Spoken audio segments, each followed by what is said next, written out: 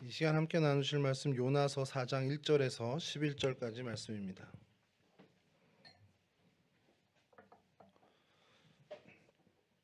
요나서 4장 1절에서 11절까지 말씀 저로 한 절씩 교독하도록 하겠습니다.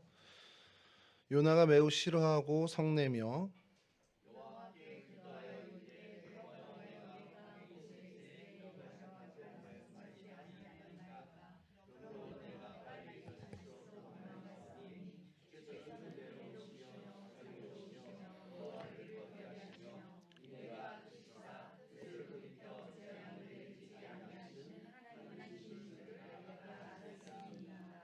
여호와여 원하건대 이제 내 생명을 거두어 가소서. 사는 것보다 죽는 것이 내게 나음이니이다 하니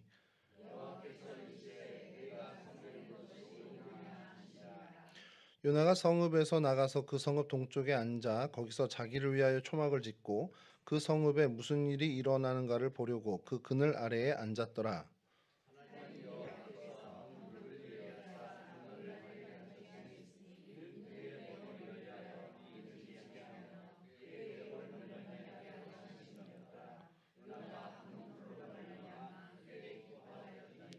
하나님이 벌레를 예비하사 이튿날 새벽에 그 박넝쿨을 갉아먹게 하심에 시드니라.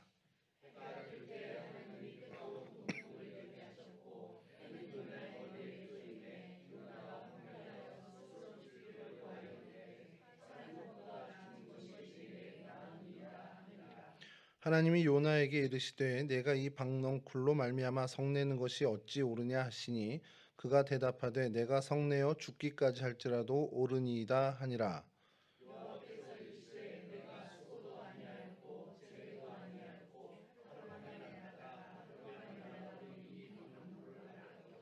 함께 하시죠. 하물며 이 큰 성읍 니느웨에는 좌우를 분별하지 못하는 자가 12만여 명이요 가축도 많이 있나니 내가 어찌 아끼지 아니하겠느냐 하시니라. 아멘. 오늘 저희가 살펴볼 성경의 장소는 니느웨라는 곳입니다. 니느웨는 뭐 이제 여러 이제 발음이 좀 다르게 표현이 되기도 하는데요. 저희 성경에는 니느웨로 히브리어의 그 음원을 그대로 해서 니느웨라고 하는데 카톨릭 성경 같은 경우는 니네베라고 이제 표현을 합니다. 뭐 헬라어로도 또 다르게 얘기하고 하는데 그 모든 뜻이 다 이제 합의라는, 그러니까 서로 합의했다라는 그 합의라는 뜻을 갖고 있는 그러한 도시입니다. 헬라어로는 니누이라고도 하고요. 또 아수르어로는 니누아, 또 니나 이렇게 발음하기도 합니다. 그래서 뭐 라틴어로 그리고 그 카톨릭 성에서 니네베로 하는데 뭐 다 같은 지명을 얘기합니다. 그리고 그 도시는 사실은 실질적으로는 사라진 도시입니다. 사라진 도시고 좀 이따 말씀드리겠지만 사라진 이유도 또 여러 설이 있어요. 아수르 제국의 수도였습니다. 당시 요나 시대 그리고 이스라엘이 멸망됐던 그 사네립 왕이라고 저희가 잘 아는 그 사네립 왕 때부터 이곳이 아수르 제국의 수도가 됩니다. 현재 위치는 그 여러분 뭐 성경에서 유프라데스강, 티그리스강 이렇게 들어는 보셨잖아요. 그래서 저게 있고요. 지금 오늘날의 이라크의 모술이라는 도시가 있는데 그 도시와 이제 한 영역에 있다고 이제 보시면 됩니다. 그러니까 어느 분이 이제 표현을 재밌게 해주신 것이 저희 서울이 여기 이제 그 조선 시대 때부터 여기가 도읍이었잖아요. 그래서 사대문 안에 있고 저희 제기동은 사대문 바뀌지만 이 서울 위치와 예전에 백제의 도읍이었던 위례성 이렇게 하면 위례라고는 익숙하시죠? 저기 성남 가는 쪽에 위례, 송파에 위례 신도시가 생겼잖아요. 그쪽에 이제 위례성 유적도 있고 하거든요. 그러니까 그 정도로 이렇게 비유를 하시더라고요. 그래서 모술이라는 도시에서 이 니느웨 유적지가 그 정도, 그러니까 강 하나 건너면 있는 그 정도의 거리가 있습니다. 이따 지도 보여드릴 텐데 그 정도로 돼 있는 유적이 거의 없다가 1800년대 이제 성서 고고학자들이 이제 발굴을 시작해서 이제 하나하나 이제 좀 찾아내게 되고요. 또 그곳에서 발굴된 여러 가지 중에 그 부조라고 이제 표현하기도 하는데 여러분들 어디 이제 동남아나 이런 데 가시면 뭐 앙크로와트 같은 데 가시면 벽에 이제 벽화인데 그림으로 그린 게 아니라 뭐 돌을 깎아서 이렇게 딱 해놓는 거 있잖아요. 이제 그런 것들을 이 아수르 제국도 그런 문화가 있었습니다. 근데 이 아수르 제국의 역사들에 대해서 기록이 남은 게 없잖아요. 사실 뭐 저희 성경 외에는 뭐 이렇게 크게 이렇게 돼 있는 기록이 없는데 그 사네립 왕 시절에 그 부조를 만든 것, 그러니까 예루살렘을 침공했는데 예루살렘은 함락을 못 시켰잖아요. 그래서 그 인근 라기스라는 도시를 점령하고 거기서 이제 주둔해 있다가 예루살렘을 공격하는데 그때 그 기록들을 해놓은 부조를 발견을 했어요. 그래서 뭐 지금은 대형 박물관에 그게 이제 돼 있다고 합니다. 뭐 예전에 그 영국이나 프랑스가 이렇게 그 아시아 쪽에 제국 확장을 할 때 아마 그때 가져간 것이 아니겠냐라는 생각을 하는데, 그런 어떤 기록들도 있고 하는 곳인데, 이 느누에에 대한 기록이 거의 이제 없는 상황에서 1800년부터 아주 간간히 이제 좀 발견하게 됐죠. 그리고 조금 이제 오늘날 거의 근래에 들어와서 재미난 것이 좀 발견된데, 그건 잠시 후에 좀 말씀 좀 드리겠습니다.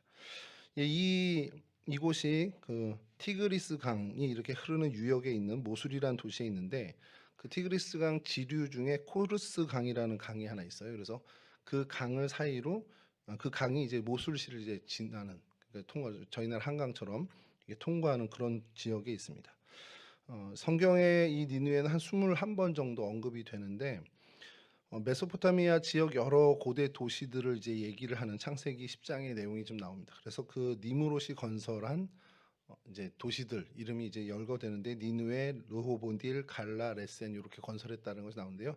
창세기 10장 8절에서 12절을 좀 띄워주시면, 좀 그냥 간략하게 읽어드리면요. 구스가 또 니무롯을 낳았으니 그는 세상의 첫 용사라. 그가 여호와 앞에서 용감한 사냥꾼이 되었으므로 속담에 이르기를 아문은 여호와 앞에서 니무롯같이 용감한 사냥꾼이로다 하더라. 그의 나라는 시날 땅의 바벨과 에렉과 악각과 갈레에서 시작되었으며, 그가 그 땅에서 아수르로 나아가, 이제 그가 건설한 도시입니다. 니느웨와 르호보닐과 갈라와 및 니느웨와 갈라 사이에 레센을 건설하였으니 이는 큰 성읍이라. 이 니느웨가 이때 처음 등장을 해요.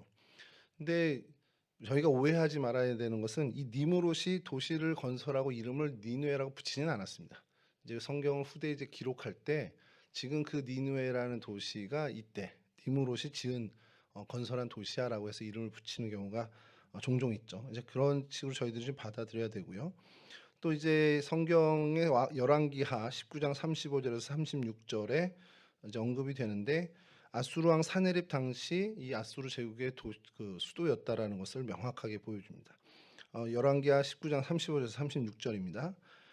이 밤에 여호와의 사자가 나와서 아수르 진영의 군사 18만 5천 명을 친지라. 아침에 일찍 일어나 보니 다 송장이 되었더라. 아수르 왕 사네립이 떠나 돌아가서 니느웨에 거주하였더니, 그리고 나서 이제 아들들에게 암살을 당해 죽게 되죠. 이 니느웨가 사네립 당시에 이제 도읍이었던 그것들이 이제 성경에서 밝혀지고 있고요. 그 외에 좀 오늘 저희가 다룬 요나서에서 계속해서 이 니느웨에 대해 이야기하는데, 면적이 어느 정도냐 했을 때 3일 정도 걸어 다녀야 되는, 그러니까 대단히 큰 도시죠. 그런 것이 이제 요나서 3장 3절에서도 드러나고요. 또 오늘 본문을 포함해서 요나서에서 이때 당시에 살았던 인구가 12만 명 정도라는 것, 이렇게 얘기를 합니다. 12만 명 정도면 어느 정도 규모로 여러분 가늠이 되세요? 그 서울시에 여러 구가 있잖아요. 그 구가 보통 13에서 14만 정도, 12만에서 15만 정도 사이의 인구가 있는데, 그러니까 얼추 저희 이런 뭐 동대문구면 동대문구, 뭐 중랑구, 뭐 강북구, 성북구 요 정도의 그 정도의 인구라고 보시면 됩니다. 그러니까 광역시 뭐만큼은 안 되더라도 한 두세 개, 구 두세 개, 세네 개를 합쳐야 이제 광역시가 되는데, 그 정도까지는 안 해도 이 대도시의 한 구 정도는 되는 그 정도 인구가 있었던 게, 당시로 치면 굉장히 큰 도시라는 겁니다. 엄청나게 번성한 도시였다는 거고요. 그리고 이제 요나서에 또 등장하는 것이 이 아수르의 도읍인 이 니느웨 성 사람들이 복음을 듣고 회개를 하는 장면이 이제 요나서에 등장하는데, 그런 하나님 회개하고 하나님께 돌아오는 장면들이 있는, 어떻게 보면 그 복음이라고 해야 되나요? 하나님의 메시지에 반응할 줄 아는 사람들이었다라는 그 기록을 저희가 보게 되고요. 이 도시가 이제 스바냐 2장 13절에서 이제 멸망에 대해서 이제 예언을 하는데 이렇게 되어 있습니다. 스바냐 2장 13절입니다. 여호와가 북쪽을 향하여 손을 펴서 아수르를 멸하며 니느웨를 황폐하게 하여 사막같이 메마르게 하리니, 이렇게 돼서 실제로 그들이 멸망하게 되죠. 바벨론의 이제 침공으로 이제 멸망을 하게 되는데, 바벨론이 아수르를 무너뜨리는 과정에서 이 니느웨라는 도시도 그러면 어떤 뭐 공성전을 통해서 멸망시켰냐? 이거에 대한 기록은 아무것도 없습니다. 근데 다만 몇몇 기록에서 이곳이 조금 좀 다른 방식으로 멸망이 됐다. 그래서 그것이 하나님이 역사하신 거구나라고 생각할 수밖에 없는 그런 일들이 있습니다. 그러니까 이 니느웨라는 도시 자체가 산헤립이 그 아버지 사르곤이 건축한 코르사바드라는 도시가 있는데 이게 아까 창세기 10장에서 말씀드렸던 갈라라는 곳으로 이제 추정을 합니다. 그곳이 원래 수도였는데 거기서 이 니느웨로 수도를 옮기고 왕궁을 짓는 거죠. 그러면서 그 이후 최고의 전성기를 구가하게 되는데 이곳으로 오게 된 이유가 뭐 강 가까이에 있는 것도 있고 동서로 무역로 중간 지점 그리고 또 남북으로도 이게 굉장히 전략적인 요충지였기 때문에 그곳에 이제 왕궁을 세우고 도읍으로 삼았다라는 설이 유력합니다. 사네립에 의해서 이 고대 도시가 뭐라고 불렸냐라는 기록들을 보면 경쟁 없는 왕궁이라고 불렸다고 할 정도로 당시에 그곳에서 아주 독보적인 도시였다라는 거죠. 그래서 그 유대 고적들을 유적들을 살펴보면 뭐 굉장히 뛰어난 이제 건축물들이 드러나고 또 한 80개 이상의 방을 가졌던 왕궁이 드러나기도 했고요. 또 굉장히 큰 정원, 그런 정원터, 넓은 도로들 뭐 이런 것들이 됐는데 그 유적지가 발견된 그 면적이 1,800에이커라고 이제 기록이 되어 있습니다. 그래서 얼른 환산이 제가 안 되니까 계산을 이제 도움을 받아서 해봤는데 제곱미터로 치면 728만 제곱미터고 우리나라 평으로 하면 220만 평 정도. 그러니까 왕궁터가 그렇다는 거예요. 몇백 평이면 경복궁 이런 거랑 비교도 안 되겠죠. 그래서 220만 평의 그 왕궁터가 발견이 됐다라는 것. 그 정도가 이제 고고학적인 그 견해인데 아까 말씀드린 것처럼 바벨론이 그럼 어떻게 아수르를 침공해서 멸망을 시켰는데 아수르를 침공시킨 건 침공해서 멸망시킨 건 멸망시킨 거고 그럼 이 느느웨라는 도시는 그런 어떤 그 군사적인 침략으로 멸망을 했냐 아니냐 뭐 이런 것들에 대한 기록이 없다 보니까 몇 가지 기록에 대해서 이제 추정을 하는 겁니다. 그 바벨론 연대기라는 책이 있대요. 저도 이건 처음 요번에 알게 된 건데 바벨론 연대기에 따르면 이 티그리스 강이 있고 아까 말씀드린 그 지류, 그 모술시를 지금 현재 모술시를 가로지르고 있는 코르스 강이 있는데 그 강이 넘쳤습니다. 홍수가 나서 범람을 한 거예요. 그리고 그 범람으로 인해서 이 니느웨가 완전히 붕괴돼 버린, 그러니까 도시로서의 기능을 완전히 상실하게 돼서 그냥 멸망하게 됐다는 기록이 바벨론 연대기에 있습니다. 그리고 그것을 좀 뒷받침하는 것이 크세노폰의 원정이라는 책이 있는데 이건 저희 뭐 그리스 신화 할 때 조금 이제 귀동냥 했던 책인데 크세노폰의 원정기에 따르면 이 크세노폰이 페르시아 중심까지 가서 그 반란을 돕다가 이제 고립되고 그래서 막 생존하기 위해서 탈출하는 그 기록인데 그 원정기에 따르면 그게 한 BC 400년 전 그때인데 크세노폰이 그렇게 생존하면서 철군하면서도 이 지역을 통과합니다. 통과하는데도 전혀 이제 눈치채지 못할 정도로 폐허가 된 그런 기록이 남아 있다고 합니다. 이렇게 뭐 좀 장황하게 설명을 드리면 무슨 얘기인지 잘 모르실 수 있겠는데 하여간 그래서 지도를 좀 보면요. 이 니느웨가 오랜만에 저희가 첫 번째 지도 좀 보여주시죠. 저희가 팔레스틴 지역을 이제 벗어난 지중해 쪽이 아닌 이제 반대편으로 왔습니다. 그래서 유프라테스 강이 있고 티그리스 강이 있고 그 사이에 이제 굉장히 비옥한 지역이 있잖아요. 그리고 요렇게 모양으로 초승달 모양으로 이렇게 된 이것이 초승달 지역이라고 해서 굉장히 비옥한 지역입니다. 그리고 이 중동 지역이죠. 이쪽에 중동 지역의 패권이 항상 여기 중심으로 해서 계속 강대국이 등장했다 점령하고 또 망하고 또 다른 나라가 점령하고 하는 그런 일들이 계속 이곳에서 이제 근동에서 계속 발생을 하게 됩니다. 그래서 여기를 메소포타미아 지역이라고 하는데요. 물론 이제 이스라엘이 있는 팔레스틴 지역까지 다 포함한 지역입니다. 뭐 남부 쪽보다 이제 북부 쪽에 좀 포함되어 있는 거죠. 그래서 요 곳을 이제 그 강을 좀 중심으로 좀 보면은 다음 지도 보여주시면 이렇게 파란색으로 제가 그렸는데 저 위쪽 게 티그리스 강이고 아래쪽 게 유프라테스 강이라고 빨간 글씨로 써놓겠는데 잘 보이시나 모르겠습니다. 이렇게 해서 또 지나가고 저 밑에 바그다드가 중간점에 보이시죠? 현재 이라크 수도입니다. 그 바그다드에서 위로 한 400여 킬로 정도, 380 킬로 정도 떨어져 있는 곳에 그 모술이라는 동네가 있는데 거기를 이제 지금 니느웨 그 고적 유적지로 이제 추정을 하고 있습니다. 이걸 다음 사진 보여주시면 강을 좀 지워내고 그래서 이라크 현재 있고 바그다드도 이제 보이고요. 강줄기는 잘 안 보이니까 이제 하시고 저 위에 니느웨 저기가 현재 모술이라는 그 도시 이름을 갖고 있습니다. 여기서 보면은 잘 안 나오는데 다음 사진 보여주시면 이제 이스라엘 여기와 이제 이 정도 거리에 떨어져 있다라는 것. 직선 거리로는 889km라고 나와요. 구글 지도에서 이렇게 해보면 한 900km 정도 떨어져 있는 곳인데, 예, 교통 길 따라가면 훨씬 더 길겠죠. 직선 거리가 그렇다 보니까. 그래서 요 정도 떨어져 있는 곳이고, 요나가 하나님의 명령을 받고 니느웨 가서 이제 말씀을 전해야 되는 그런 명령을 받았을 때, 이제 도망가기 위해서 다시 좀 내려가잖아요.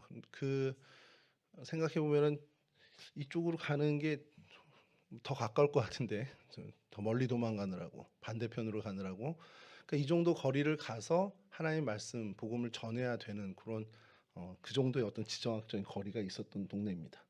오늘날 지도가 이 정도로 이제 떨어져 있다는 거고요.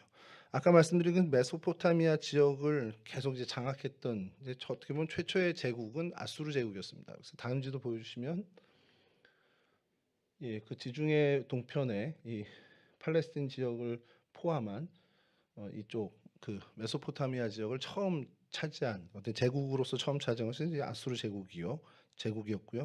이 아수르 제국을 멸망시킨 제국이 다음 사진 보여주시면 바벨론 제국이 또 거의 그 영역을 고스란히 지금의 터키까지 해서 차지를 하게 됩니다. 그 다음에 등장한 제국이 페르시아 제국이죠. 여기 이제 더 넓게 지금 인도의 접경까지 가서 터키와 유럽까지도 사실 지배를 하게 되는데 이 페르시아 제국과 계속해서 끊임없이 싸웠던 것이 이제 그리스 제국이고 그리스가 저희가 알고 있는 알렉산더를 위시한 그래서 그 제국이 다음 사진 보여주시면 예, 또 그 페르시아 제국 이상의 그 땅을 차지하게 됩니다. 그리고 난 다음에 그리스 제국이 멸망하고 그 다음에 된 것이 이제 로마 제국인데 이건 바다를 포함해서 다 한 건데요. 이 로마 제국 초기입니다. 그 보면은 메소포타미아 쪽은 점령을 못 하고 있잖아요. 왜냐면 한 500여 년간 정확히 447년이라고 그러는데 500여 년간 로마 제국이 여기를 침략을 못 하다가 AD 51년에서 100 주후죠. 주 51년에서 122년 사이쯤에 이제 조금씩 차지를 해 나갑니다. 그러니까 왜 그 지역을 못 차지했냐? 그 지역에 파르티아 제국이라고 한 500년 동안 거기를 차지하고 있던 제국이 있습니다. 그 페르시아 제국의 후손들일 수도 있는데 현재 이란의 조선이라고도 하고요. 근데 이 파르티아 제국에 대해서는 저도 기억이 가물가물한 것이 세계사 시간에 한 번 그냥 스치듯 지나가는 정도였지 이렇게 저희가 굳이 세계사에서도 그렇게 크게 다루지 않는 것이 기록이 없습니다. 별로. 그러니까 왕조가 있으면 무슨 저희 기록들이 있잖아요. 조선 왕조도 그렇고. 근데 이 파르티아 제국은 기록이 거의 전무하다 보니까 그냥 이제 거기에 있었다 정도로만 지금 그런 자료 찾아보면 또 전문적인 자료들은 많이 있겠죠. 그래서 로마가 이렇게 차지하다가 결국 예수 그리스도 당시 그리고 그 이후에 이 지역 메소포타미아 지역까지 로마 제국이 확장을 하게 됩니다. 그래서 이 지역이 나중에 이제 로마 제국이 분열하기 전까지는 이제 로마의 그 지배 아래 있었죠. 그러면서 이제 그 아수르 제국이 아수르 제국 때부터 이 니느웨 성이 여러 제국들이 거쳐가면서 파괴되기도 하고 흔적이 점점점 사라지게 돼서 성서 고고학자들이 1800년대 들어와서야 겨우겨우 이제 그 유물들을 찾게 되는 그런 상황이 됐는데 발견한 유물들을 가지고 이 니느웨 성을 이제 요즘 기술이 좋으니까 3D 비슷하게 이제 그 재현을 해본 겁니다. 그래서 상상도인데요. 다음 사진 보여주시면 예, 이런 이제 강을 따라서 이런 왕궁들이 있었을 거다라는 이런 상상도입니다. 그러니까 절했다는 게 아니라 추정하는 거고요. 그리고 그 근거가 되는 것이 다음 사진 보여주시면 이것이 니느웨 성인데 그 성벽이 있었을 것으로 추정되는 터입니다. 그냥 언덕 같아요. 제가 보면 별것도 없는 것 같은데 고고학자들이 여러 이제 그 무슨 탄소 연대 측정이나 이런 걸로 해서 발견한 거겠죠. 그리고 실제로 그 니느웨 성의 출입문이 되었던 네르갈 문이라는 것이 이제 발견을 해서 그거는 복원이 됐습니다. 그래서 요 부분인데요. 다음 사진 보여주시면 이런 성문들 제대로 갖춰진 성문이고요. 이게 좀 멀리서 찍은 사진을 또 구했는데 다음 보여주시면 이렇게 이게 발굴된 겁니다. 그래서 복원 다 해가지고 그리고 오늘날 그 모술 니느웨로 추정되는 그 모술의 도시 모양은 다음 사진 보시면 이런 모양입니다. 그냥 전형적인 그냥 아랍 동네, 그러니까 이라크의 그냥 흔한 이라크 동네라고 하더라고요. 그리고 여기에 재미난 것이 하나가 요나는 우리 구약의 선지자잖아요. 근데 코란에도 그러니까 이슬람교의 꾸란이라고 하죠. 뭐 저희는 어릴 때는 코란이라고 배웠는데 그 꾸란에 유니스라는 나비, 그러니까 선지자가 있습니다. 그 사람이 요나입니다. 그러니까 내용도 똑같고 똑같은 사람이에요. 그러니까 이 사람들도 그 유니스를 이제 선지자로 여기다 보니까 그에 관련된 것이 그들에게도 유적이 되는 거죠. 그래서 그 사람의 유니스의 무덤이 있는 곳에 사원을 세웁니다. 다음 사진 보여주시면 이게 저 우측 솟은 저희가 이제 사원인데 저 지하에 요나의 무덤이 있었습니다. 근데 이게 재미난 것 중에 하나가 2014년에 IS라고 혹시 여러분 들어보셨죠? 그 이슬람 그 원리주의자들이 이제 이슬람 국가를 세우겠다고 해서 그래서 이라크 이쪽을 침공해가지고 이곳을 점령을 해요. 점령을 했는데 저희 아마 말씀드리면 기억하시겠지만 이 친구들이 회교 원리주의자들이다 보니까 알라신을 섬기는 것 제외하고는 다 우상이라고 여기는 거죠. 그래서 굉장히 극단적으로 다 막 파괴를 합니다. 기독교 유물도 그때 많이 이제 파괴가 됐는데 다음 사진 보여주시면 그 아까 있던 것을 폭파시켜요.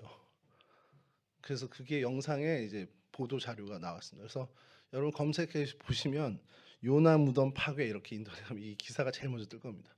그래서 파괴를 시켜 진짜 폭파 장면을 생중계를 했습니다. 그리고 나서 다시 2017년에 다시 이제 유엔군이 장악을 하죠. 거기에 자랑스러운 우리 자이툰 부대도 같이 들어가서 점령을 하게 됩니다. 그리고 자이툰 부대가 이제 공병대답게 또 이렇게 재건하고 해서 다시 그 아까 폭파 이전에 요나의 그 무덤이 있었던 사원을 다음 사진 보시면 이렇게 기둥은 날아가고 앞에 그 앞에 부분 아까 있었던 앞에 부분만 남아 있는 거죠. 그리고 지하를 다시 들어갔더니 보여주시면 요나의 무덤이 그래도 보존이 돼 있다라는 것을 이제 발견하게 됩니다. 성서고고학자들이 한국 성서고고학자들까지 같이 들어가서 이제 다시 재건하게 됐는데 그러면서 이제 이거는 이제 뭐 공식적인 자료는 아닙니다만 재미난 이제 얘기들이 뭐가 있었냐면 이 IS가 폭발을 했잖아요. 완전히 우상 숭배다 해가지고. 근데 이 요나 무덤이 괜찮이 보존됐나 하고서 이제 찾아 들어갔을 때 이 요나 무덤 밑으로 또 땅굴들이 발견된 거예요. 굴을 판 거지. 그래서 무슨 일인가 하고 이제 찾아보니까 이 IS가 폭파는 폭파대로 하고 돈 될 만한 것들은 다 이제 뽑느라고 파고 들어가서 이제 유물들 자기들 팔아먹을 수 있는 것들은 또 이렇게 팔아먹게끔 취했다라는 겁니다. 근데 이제 그 과정에 이 니느웨의 왕궁의 터에서 발견되는 유물들이 또 제법 발견이 됐나 봐요. 그래서 그게 또 고고학적으로는 좋은 성과가 돼버리는. 그러니까 좀 아이러니하죠.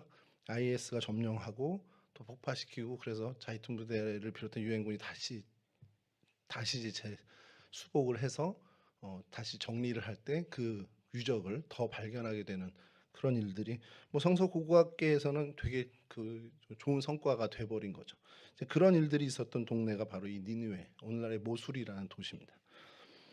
자, 이곳에서 있었던 일은 뭐 사네립 왕이 이곳에서 암살을 당했던 성경에서 일들 그런 것들과 사네립 왕이 이곳을 아수르의 수도로 도읍으로 정했다라는 것이 굉장히 중요한 사건인데 사실 저희 성경에서 이 니느웨 그러면 요나와 나훔과 스바냐 이렇게 지금 선지자들과 연결돼 있죠. 뭐 나훔과 스바냐는 멸망에 대한 예언이니까 그거는 좀 둘째 치더라도 굉장히 스토리가 있고 이야기가 좀 풍성한 것은 요나서에 있는 니느웨입니다. 그래서 오늘 좀 이 요나서 4장을 중심으로 이 니느웨에서 있었던 일에 대해서 저희가 좀 그 사건을 좀 살펴보려고 하는데 이 요나서를 전체적으로 다 보면 그냥 요나의 불평이 제일 눈에 도드라지게 들어오죠. 근데 읽으면 읽을수록 남 얘기 같지가 않은 겁니다. 요나의 그 불평을 보면서 이거 뭐 내 얘기고 또 내 주변에서 너무 많이 보는 얘기인 것 같은 거죠. 이 불평이라는 것이 왜 생기냐, 불만을 왜 갖게 되냐라는 생각을 좀 하게 되는데, 뭐 사실은 불평할 만한 일도 아니고 불만을 가지지도 않아도 되는 건데 기준이 다르다 보니까 자꾸 이 불평이 생기는 거죠. 바라보는 시각이 달라지니까. 오늘 새벽 담임 목사님 이제 설교하시는데요. 우리 갈라디아서 요즘 계속 읽고 있는데요. 목사님이 전에도 한번 말씀하셨는데 제가 계속 마음에 뇌리에 남는 게 인용하는 겁니다. 오늘 목사님 아침에 새벽 설교를. 성경 공부하는 사람이 술 먹으면 됩니까? 안 됩니까? 새벽에 오신 분들은 이제 들으셨으니까. 안 되죠. 성경 공부하는 사람이 술 먹으러 다니는 건. 그럼 반대로 술 먹고 이렇게 음주 가무를 하는 사람이 성경 공부를 할 수 있을까요? 없을까요? 하러 오면 뭐 어느 분이 술 좀 드시는 분인데 평소에 술 좀 드시는데 목사님 나 성경 공부 좀 하고 싶어요 해서 와. 그러면 당신 술 마시니까 안 됩니다. 이럴 교회가 있을까요? 없죠. 그러니까 이게 어디서 바라보느냐에 따라서 완전히 달라진다라는 거죠. 그러니까 이 기준이 달라지는 거에 의해서 우리가 가치도 판단도 달라지지만 사실 불만이나 불평 같은 경우도 이 기준에 따라서 그게 생길 때도 있고 넘어갈 수도 있는 그런 일들이 많더라는 겁니다. 이게 불평, 불만이 생기는 것들이 있지만 그중에서 가장 어리석은 건 하나님에 대해서 불평하고 불만을 갖는 거예요. 하나님께 원망하고 하는 것들이 가장 어리석은데 그 역시도 기준점이 다르고 시선이 달라지기 때문에 이게 생기더라는 겁니다. 요나의 관점에서 보면 이 니느웨 사건, 니느웨 사람들이 회개하고 하나님께로 돌아오고 죄를 뒤집어 쓰는 건 너무나 정말 화가 나는 일입니다. 요나의 시선으로만 보면. 근데 오늘 이 요나서 전체를 다 읽지 못했지만 전체를 통해서 하나님이 요나에게 가르쳐 주는 것은 뭐냐? 똑같은 사건인데 하나님의 시선으로 보면 이거는 화내거나 불평할 일이 아니라 정말 하나님을 찬양하는 일이 된다는 거예요. 그리고 그것을 사실 요나에게도 맛보여 준 것이 요나가 물고기 배에서 3일 동안 이제 있었던 그 사건입니다. 그래서 오늘 그걸 좀 중심으로 생각해 보려고 하는데요. 요나가 하나님께 대해서 불평을 가졌던 것, 그것은 결국 그가 갖고 있던 시선들이 잘못됐기 때문이었다는 거죠. 그러니까 하나님의 기준에서 그가 정말 그릇된 마음가짐을 갖고 있었기 때문에 이 불평이 생겨났다는 겁니다. 여러분 가만히 한번 보세요. 실제로 하나님이 요나에게 잘못한 게 있나요? 요나서 전체를 우리가 봤을 때 하나님이 너 가서 니느웨 사람들에게 회개하도록 복음을 외쳐라. 3일 뒤에 망하니 너희들 잘못했다 하나님께 돌아와라. 그걸 외치라고 하나님이 그걸 명령한 것밖에 없습니다. 이게 하나님께 그렇게 불만을 갖고 불평을 할 만한 일이냐? 그럼 전혀 그렇지 않다는 게 사실 객관적인 팩트입니다. 그리고 근데 그럼에도 불구하고 요나는 하나님의 명령을 어기고 하나님을 배반하고 도망가죠. 사실 그 사안만 보고도 하나님이 그냥 요나를 멸하셔도 할 말이 없는 겁니다. 하나님이 이렇게 명령했는데 그거를 불만을 갖고 탁 돌아서서 하나님 외면하고 배신해서 떠났다. 그럼 하나님이 그냥 요나 그냥 쳐버리면 끝나는 일인데 그러지 않고 요나의 메시지를 통해서 니느웨 성이 회복하도록 요나를 다시 하나님이 불러다 놓고서 쓰셨어요. 그러니까 정말 죽을 수밖에 없는 죄이고 정말 끔찍한 죄를 저지르고 하나님 앞에 큰 잘못을 했음에도 불구하고 하나님이 그것을 용서하고 다시 하나님의 일꾼으로 사용해 주신다. 이것만으로도 어마어마한 은혜라는 겁니다. 요나는 그 은혜를 얻었던 사람이라는 거예요. 요나에게 이 일을 맡긴 근본적인 하나님의 그 뜻이 뭘까라는 걸 생각해 보면 단순히 니느웨 사람들을 회개시키려고 하렸던 것이 아니라는 겁니다. 그것만이 아니고 심지어 이방인인 니느웨 사람들이 하나님의 말씀을 듣고 죄를 뒤집어 쓰고선 회개하는 그 모습을 요나가 목격하고 그것을 다시 이스라엘 백성에게 돌아가서 야 이방인들도 이렇게 하나님께 돌아오는데 이스라엘 우리는 하나님의 백성인데 당연히 하나님께 돌아가야 되는 것 아니냐. 그러니까 이런 것들. 그러니까 이 니느웨가 하나님께 참여하고 구원받은 사실을 그의 타락한 고국 이스라엘에게 가서 전파해서 그들 역시도 하나님께 돌아오도록 사명을 주신 것이라니 그것이 하나님의 본뜻이라는 거죠. 그러니까 이 요나는 사실 그러한 어떤 엄청난 사명을 받은 사람으로서 어떻게 보면 정말 오히려 그 은혜를 감사해야 하는 사람인데 자기가 정말 어떻게 보면 갖고 있었던 그 편협한 이기주의 또 그 민족주의라고 해야 되나요? 그 국수주의에 눈이 멀어서 이 니느웨에 대한 구원에 대해서 불평을 갖게 된 것이고 그래서 하나님 앞에 정말 경거망동한 행동을 하게 된 것이라는 것이죠. 근데 이게 그가 몰랐던 게 아닌 것이 하나님을 찬양하잖아요. 그 물고기 뱃속에서 있다가 튀어나왔을 때 정말 하나님을 찬양을 하게 됩니다. 요나서 2장 9절에서 10절인데요. 이렇게까지 하나님께 감사의 찬양을 부릅니다. 나는 감사하는 목소리로 주께 제사를 드리며 나의 서원을 주께 갚겠나이다. 구원은 여호와께 속하였나이다 하니라. 여호와께서 그 물고기에게 말씀하시며 요나를 육지에 토하니라. 그러니까 이 물고기 뱃속에 있을 때 그 수올 같은 곳에 갇혀서 2장 전체가 사실 그 하나님을 찬양하는 찬양으로 되어 있습니다. 그리고 마지막 9절에 이렇게 마지막 나는 감사의 목소리로 주께 제사하며 나의 소원을 주님께 갚겠습니다라고 찬양하면서 끝이 나고 그때 이제 물고기가 토해내죠. 그러니까 이 은혜를 몰랐던 게 아니라 경험했고 또 그렇게 찬양까지 했습니다. 그럼에도 불구하고 니느웨에 가서 복음을 외쳤는데 그들이 회개하는 모습을 보니까 다시 화가 나는 거예요. 그러면서 내가 이럴 줄 알았어. 하나님 말씀 전하면 결국 이놈들이 회개할 줄 알았어. 이 마음으로 또 다시금 뒤집어지는 거죠. 방금 은혜 받은 사람의 모습이 완전히 상실되는 것을 저희가 보게 된다는 겁니다. 이 시선이 하나님의 시선으로 잠깐 갔다가 그래서 이 구원하시는 하나님, 그 하나님의 시선으로 모든 것 감사하고 찬양하다가 다시 내 시선으로 돌아와서 불평을 갖고 불만을 갖게 되는 요나를 보게 된다는 겁니다. 이게 그러니까 계속 보면 볼수록 저희 모습 같은 거예요. 제 모습 같고 또 제가 주변에서 많이 발견하는 모습 같은 겁니다. 물고기 뱃속에서 구원받은 후에 하나님이 어떤 분이신지 정말 은혜롭고 자비로우시고 노하기를 더디하신 분이라는 것을 오늘 보면 우리가 읽은 본문 4장 2절에서 다시 한번 강조를 하잖아요. 4장 2절을 다시 한번 읽어드리면 여호와께 기도하여 이르되 여호와여 내가 고국에 있을 때에 이러하겠다고 말씀하지 아니하였나이까. 그러므로 내가 빨리 다시스로 도망하였사오니 주께서는 은혜로우시며 자비로우시며 노하기를 더디하시며 인애가 크시사 뜻을 돌이켜 재앙을 내리지 아니하시는 하나님이신 줄을 내가 알았음이니이다. 그러니까 이런 하나님인 줄 알았기 때문에 하나님이 쟤네를 살려주려고 하는구나. 그걸 눈치채고 안 하려고 도망갔었다라는 겁니다. 근데 정작 자기가 큰 물고기에 갇히면서 구원받는 은혜를 경험하다 보니 하나님은 놀라운 분이십니다. 하나님 정말 구원자십니다. 그러니까 내가 죽게 됐을 때 나를 구원하신 그 하나님의 놀라운 구원의 능력은 이렇게 찬양하는데 내가 아닌 내가 싫어하는 저 사람을 하나님이 이롭게 해주신다. 하나님 그들을 유익하게 하신다에 대해서는 내가 수용을 못하는 그런 모습을 요나가 갖고 있다는 겁니다. 사실 이게요 자연스러운 모습일 수 있습니다. 오늘을 사랑하는 저와 여러분도 마찬가지죠.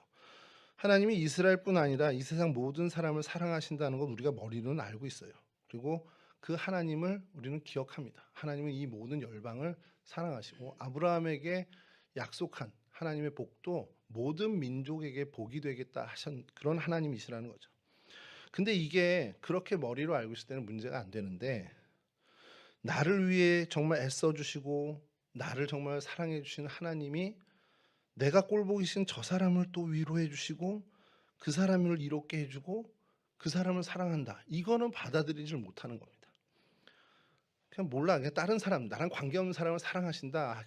그에게 은혜를 베푸신다. 거기까지는 좋은데 내가 정말 꼴보기 싫어하는 저 사람, 뭐 원수라고 표현까지는 안 하지만 그냥 원수처럼 여기는 정말 저 인간 안 됐으면 좋겠어 하고서 맨날 마음속으로 저주하고 있는 그 사람에게도 나를 사랑하는 똑같은 크기로 그를 사랑해 주신다.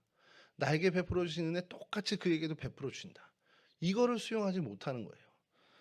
사실 저희들이 수양이 덜 됐기 때문에 우리의 믿음이 그만큼 자라지 못했기 때문에 그런 것도 있지만 사실 죄성을 가진 저희들은 거기에서 자유롭지 못한 건 사실입니다. 그러니까 요나를 어떻게 보면 10분 이해할 수는 있어요. 내가 미워하는 그 사람 이유 없이 미워하는 게 아니잖아요. 정말 명백한 이유가 있고 정말 나를 못 살게 굴고 정말 나에게 이런 상처를 주고 정말 내가 미워할 수밖에 없는 그 사람이니까 저희가 미워하는데 그런 사람마저도 하나님이 사랑하신다니 이게 받아들이기 어려운 겁니다. 요나가 아수르 백성에 향한 그 마음이 바로 그거였어요. 우리 민족을 이렇게 괴롭히고 우리를 이렇게 완전히 처절하게 나락으로 떨어뜨린 저 아수르 사람들, 니느웨 사람들을 똑같이 하나님이 멸망시키지 않고 복을 주시겠다? 이건 수용하기 어려운 부분이라는 겁니다. 물론 이제 하나님의 일에 대해서 우리가 분노하는 것은 굉장히 어리석은 일이지만 요나의 이 마음도 우리는 충분히 이해할 수 있다는 겁니다. 그래서 이 분노한 요나가 하나님께 이렇게 불평을 하는 거죠. 4장 3절입니다. 요나 오늘 읽은 4장 3절인데요. 여호와여 원하건대 이제 내 생명을 거두어 주소서. 사는 것보다 죽는 것이 내게 나음이니라. 내가 싫어하는 저 사람 저렇게 하나님 위해 주시네. 야, 나를 저렇게 괴롭혔는데 하나님 벌은 주지 못하고 축복해 주시네. 아, 내가 죽는 게 낫지. 이 저꼴 보고 사니 내가 죽는 게 낫지. 딱 이 마음인 거예요. 요나가 그런 마음을 갖고 있는 겁니다. 아니, 제가 어떻게 저런 애가 저 일을 저렇게 해서 저렇게 복을 받고 살아? 이거 하나님 살아계신 거 맞아? 이런 불만을 지금 하나님께 드리는 겁니다. 하나님, 내 생명 취해 주십시오. 내 생명 거두어 가십시오. 이건 정말 그 불평이 극에 달했다라는 것을 이야기하는 겁니다. 사람이 하나님에 대해서 하나님의 생각과 하나님의 시선에 대해서 알아가려고 하거나 하나님의 시선을 좀 갖기 위해서 하나님의 마음을 좀 품어보자라는 노력이 없다면 우리는 그냥 여기서 끝인 겁니다. 여기서 이 불평을 갖고 그냥 그런 사람으로 살아갈 수밖에 없습니다. 근데 하나님께서는 이 요나에게 그러지 말라라고 이제 권면을 하시는 거죠. 그러면서 박넝쿨을 사용하신 거예요. 하나님의 마음은 모두를, 정말 생명을 가진 모든, 기식하는 모든 생명을 사랑하신다는 것. 그 시선을 내가 사랑하는 요나 너도 좀 가졌으면 좋겠다. 그 시선으로 바라봤으면 좋겠다. 이것이 하나님의 의도였습니다. 니느웨의 종말을 지켜보기 위해서 초막을 짓고 그 언덕에서 니느웨 성을 바라봅니다. 그러니까 회개하는 모습을 보면서 좀 너무 실망한 거죠. 하나님이 이들을 살리려고 이렇게 회개를 시키는구나.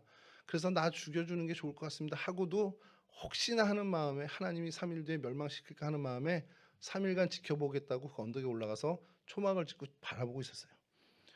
자, 그때 이제 박넝쿨을 자라나게 하셔서 그늘이 생기게 했고 그 뜨거운 태양빛을 피하게끔 그 요나로 하여금 정말 어떻게 보면 좀 쉼을 얻을 수 있게 하나님이 하셨습니다. 딱 하루 동안 그렇게 하셨어요. 그리고 다음 날 벌레가 그 박넝쿨을 갉아먹게 하고 박넝쿨이 시들어서 더 이상 그늘을 제공하지 못하게 망쳐버립니다. 자, 그 뜨거운 태양 아래 놓여져 그 더위의 고통을 당해져 요나는 또 한 번 하나님께 불평을 합니다. 4장 6절에서 8절입니다. 오늘 저희가 읽었던 부분인데 다시 한번 제가 읽어드릴게요. 하나님 여호와께서 박넝쿨을 예비하사 요나를 가리게 하셨으니 이는 그 머리를 위하여 그늘이 지게 하며 그의 괴로움을 면하게 하려 하심이었더라. 요나가 박넝쿨로 말미암아 크게 기뻐하였더니 하나님이 벌레를 예비하사 이튿날 새벽에 그 박넝쿨을 갉아먹게 하심에 시드니라. 해가 뜰 때에 하나님이 뜨거운 동풍을 예비하셨고 해는 요나의 머리에 쪼임에 요나가 혼미하여 스스로 죽기를 구하여 이르되 사는 것보다 죽는 것이 내게 나으니이다 하니라. 똑같은 얘기하죠. 사는 것보다 죽는 게 낫다라는 얘기를 또 불평의 최고치를 또 하나님께 이야기하는 겁니다. 이런 극단적인 불평을 요나가 하나님께 하죠. 그래서 하나님이 요나에게 이야기를 하십니다. 4장 9절 앞부분인데요. 하나님이 요나에게 이르시되 네가 이 박넝쿨로 말미암아 성내는 것이 어찌 옳으냐. 너 지금 화내는 게 맞아? 온당한 거야? 잘 생각해봐. 너 이건 화낼 일이니? 이렇게 물으시는 거예요. 그랬더니 요나가 뭐라고 대답합니까? 4장 9절 후반부인데요. 그가 대답하되 내가 성내어 죽기까지 할지라도 옳으니이다 하니라. 그러니까 극단적으로 간 거죠. 이거 화낼 일이냐고요? 화내다 죽어도 맞죠. 그만큼 화날 일이죠. 이렇게 대답하는 거예요. 여러분, 화를 내고 또 내고 화내고 정말 화내는 것 때문에 죽게 되더라도 화내는 것. 니느웨 사람이 멸망당하지 않은 것을 보고 화가 나 있는데 그늘을 줬던 고마운 박넝쿨이 하루 시간이지만 내가 아꼈던 그것이 망하자 더 극도로 치밀어지는 화가 그 안에 치밀어 오르는 겁니다. 여러분, 이 모습이 요나만의 모습이 아닌 것을 자꾸 보게 되는 거죠. 내가 아끼는 것, 내가 소중히 여기는 것들, 그런 일이 됐던 사람이 됐던 것이 제대로 되지 않을 때 우리 속상하죠. 마음에 화가 납니다. 그건 자연스러운 일이죠. 이유가 뭡니까? 내가 아끼는 게 안 된 거예요. 내가 바라는 게 망가진 겁니다. 그럼 화나는 게 자연스럽잖아요. 안 그러신가요? 아끼는 거 제가 막 가져가서 막 함부로 쓰면은 화 안 내시겠어요? 화나죠. 하나님이 그 입장을 얘기하는 겁니다. 이유가 뭐냐? 너 화난 이유가 뭐지? 네가 아끼는 것, 네가 아끼는 일, 네가 바라는 거 그거 망쳐져서 그런 거잖아. 내가 아끼는 거, 요나 네가 아끼는 게 잘못돼서 계획대로 생각대로 안 돼서 네가 지금 죽기까지 성내도 합당하다 정도로 화를 내잖아. 이 얘기를 하시는 거예요. 그러면서 하나님의 입장을 명명백백하게 밝히면서 이 요나서를 끝을 내시는데 4장 10절에서 11절 여호와께서 이르시되 네가 수고도 아니하였고 재배도 아니하였고 하룻밤에 났다가 하룻밤에 말라버린 이 박넝쿨을 아꼈거든. 그 아꼈던 박넝쿨이 망해서 네가 이렇게 화를 내는데, 하물며 이 큰 성읍 니느웨에는 좌우를 분별하지 못하는 자가 12만 명이요 가축도 많이 있나니 내가 어찌 아끼지 아니하겠느냐. 너 아끼는 게 망가지는 게 그렇게 화고 속상할 일이지. 나도 이렇게 아끼는 12만 명과 가축들이 있는데 그게 망가지면 내가 얼마나 속상하겠니. 이 얘기 뭐냐, 너 내 마음을 좀 품어봐라라는 겁니다. 너도 내 시선으로 좀 봐봐, 그 얘기를 하는 거예요. 이후에 어떻게 되는지는 모릅니다. 성경은 여기서 끝이 나는데, 네가 아낀 박넝쿨 정말 별거 아닌 거잖아. 네 수고도 하나 없고 네 땀 흘리는 것도 하나도 없고 그냥 하루 저녁 하루 동안 그냥 그 하루 겨우 그 하루 너에게 그늘을 줬던 그건데 그렇게 네가 소중히 여기고 아끼지 않았니? 근데 그것 때문에 네가 죽을 만큼 지금 화를 내고 있지 않니? 그럼 박넝쿨과는 비교도 할 수 없을 만큼 많은 생명들이 살고 있는 저 니느웨에 내가 아끼는 거 당연한 거 아니니? 너는 어떻게 생각하니? 이걸 물으시는 거예요. 하나님 말씀대로 요나는 자기가 심지도 않고 배양하지도 않은 박넝쿨을 아꼈습니다. 하나님은 이것을 예로 들어서 당신이 창조하신 그 사람들, 그 생명들을 아끼고 사랑하는 것이 당연하지 않겠냐라고 하나님의 입장을 이야기하시고 하나님의 시선을 얘기하시죠. 여러분, 오늘 우리가 살아가는 정말 신앙 생활을 하고 신앙의 발자취를 걸어가고 하나님을 따르고 주님을 닮아가는 그 인생의 여정에 우리가 정말 가져야 할 제일 중요한 것 중에 하나는 하나님의 시선이고 하나님의 마음이라는 겁니다. 하나님의 마음으로 저것을 품고 하나님의 시선으로 그 사건과 사람과 모든 것들 바라봤을 때에야 우리가 진짜 불평과 불만에서가 아닌 하나님의 마음으로 그것을 사랑할 수 있는 그런 존재들이 될 수 있다는 것이죠. 내 생각과 내 기준으로 바라보면 다 불만일 수 있습니다. 내 생각과 내 기준으로 보면 이거는 온당하지 않은 일이 될 수 있습니다. 뜯어 고쳐야 되는 일이 될 수 있습니다. 아니 정말 다 탈탈 털어야 되는 일이 될 수 있습니다.